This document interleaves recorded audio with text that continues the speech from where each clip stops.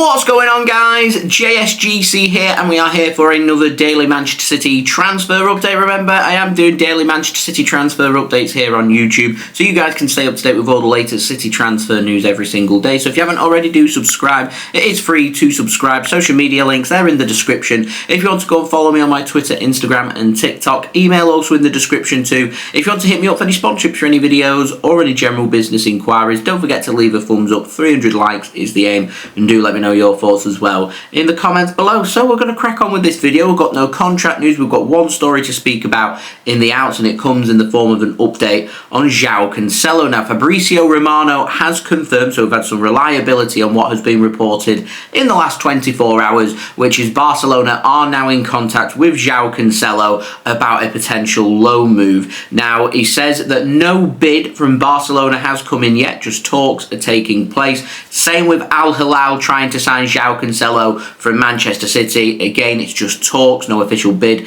has come in for Joao Cancelo. It is believed that Al Hilal are further in their negotiations in terms of personal terms with Joao Cancelo than what Barcelona are. It's believed that Al Hilal are working on a permanent transfer, which some early reports were suggesting that they were working on a permanent transfer worth around 40 million euros. We're looking at just shy of 34 million pounds for this transfer, with Joao Cancelo receiving over 20 million euros per year in his wages. And it's believed that there is some negotiation going on between Cancelo's agent, Jorge Mendes, and also Al Hilal about that transfer. And then some last-minute contacts have been made from Barcelona to try and bring Joao Cancelo in instead. And some reports had already come out and suggested that Joao Cancelo had upset the apple cart in terms of the dressing room environment at Barcelona, in terms of him being very dismissive about young players. It's something that was seen at Manchester City as well. He weren't happy when Rico Lewis came in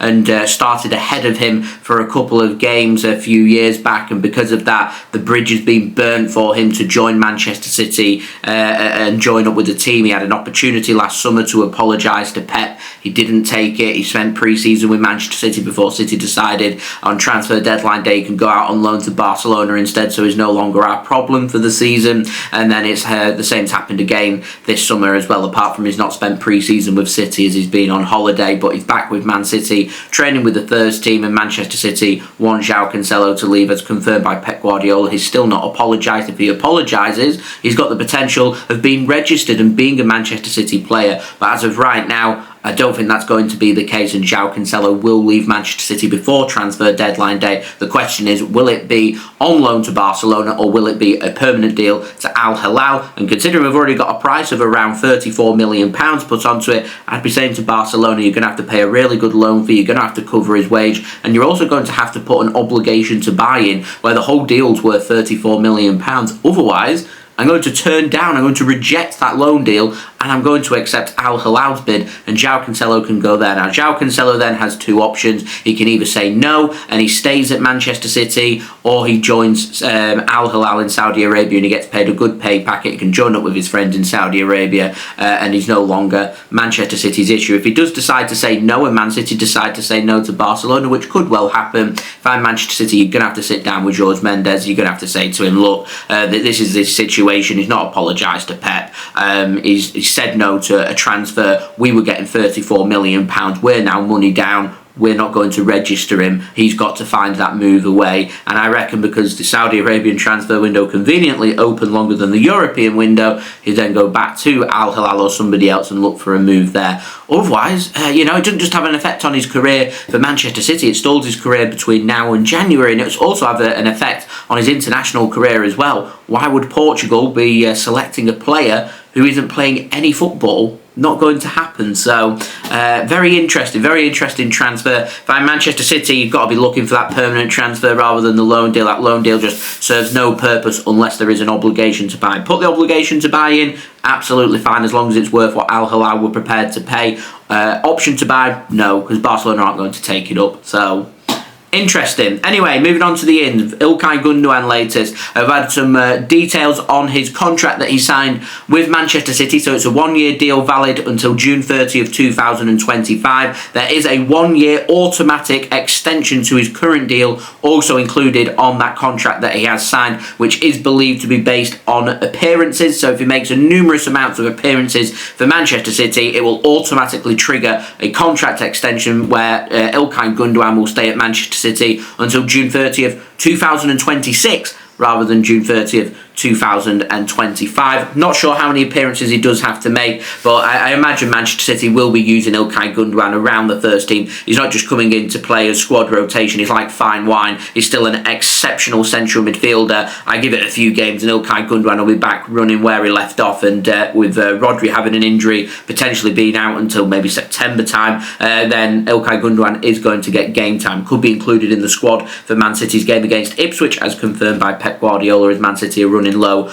on numbers in their squad. Now moving on, takes us on to an update on Divin Mubama. He's completed his medical with Manchester City. His Manchester City contract has now been signed according to Fabrizio Romano. Question is he just going to appear at the academy, or are Manchester City going to announce the signing of Divin Mubama? If the plan is to use him around the academy, there will be no formal introduction, there will be no announcement for him. He'll just turn up one day and he is a Manchester City player. It's believed, according to Fabrizio Romano, that £1.2 million in compensation has been paid by Manchester City to West Ham to bring the forward into the club. So now we've just got the big question: is he going to be used in the academy for the whole season, or do Manchester City want to use him around the first team? I don't think Man City are exploring a loan deal for him, certainly not this summer. Could happen in January, maybe. If not, could happen next summer. I think Manchester City's plan, though, is to use him around the academy, and if he impresses, to promote him to the first team, a little bit like Jacob Wright, having trained around the first team and have him there as an option, in particular if no backup striker is signed by Manchester City between now and transfer deadline day. And speaking of backup strikers, takes us on to a very quick update on Kyogo from Celtic. Now, no official wording on this. I just want to sit here and very quickly just discuss the potential problem, because some rumours have been circulating over the last 24 hours on social media, which my understanding is that it's fake, false information. Erling Haaland isn't injured and going to be out for a few games. I do believe these reports have initially come from a tweet being sent by a Twitter account known as Slow Sports News, who look very much like Sky Sports News, who are a legitimate source, and people have been taking that and not fully paying attention, and then all of a sudden everyone's been losing the plot and saying, oh my god, Haaland's injured, what are we going to do? And it just isn't the case, isn't true as of right now. I'm sure we'll find out by 3 p.m. today if he's in the Manchester City starting lineup or not. Erling Haaland will be one of the first names on the team sheet, but it does reiterate once more the importance between now and transfer deadline day of Manchester City making a move for a backup striker, a player like Kyogo. We've already had an update from Brendan Rodgers in the last 24 hours in saying he doesn't know what's going to happen in terms of his future, but if a club wants to sign him, they're going to have to pay a premium, a good amount of money, because Celtic don't need the cash. They're already securing the sale of Matt O'Reilly, which does have an impact on Kyogo, and a price is already interestingly being put out there above £25 million. So if City do want Kyogo, the Japanese striker from Celtic, who's 29 this year, then Man City will have to pay above £25 million to make that happen. It'll have no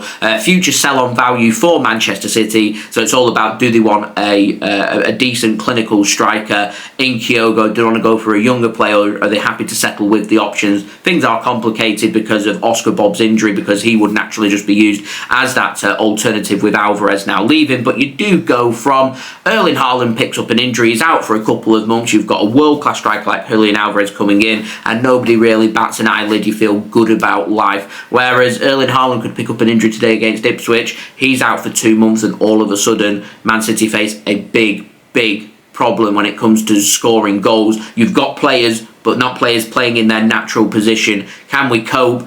Yes. Is it ideal? Absolutely not. And if an injury happens after transfer deadline day, nothing City can do about this until January. More than likely City, if they don't address it this summer, won't address it again until next summer. Kyogo is a very doable transfer. He's a very technically gifted player, very clinical in front of goal, a really good option as a contingency. So that option is there for Manchester City if they choose to go down that path. we will have to wait and see with what does happen with regards to that. So there we go, that has been today's transfer update. If you did enjoy this video, please do leave a thumbs up. 300 likes is the aim. Do let me know your thoughts as well in the comments below. Don't forget to subscribe if you're new around here. Press that red button, press the bell and put your push notifications on. Remember, daily Manchester City transfer updates coming for you guys to enjoy this summer for the remainder of the window. Also, don't forget as well, social media links, they're in the description if you want to go and follow me on my Twitter, Instagram and TikTok. Email also in the description too if you want to hit me up for any sponsorships for any videos or any general business inquiries. And finally, do go and check out the link on my channel for my live watch along of Manchester City's game today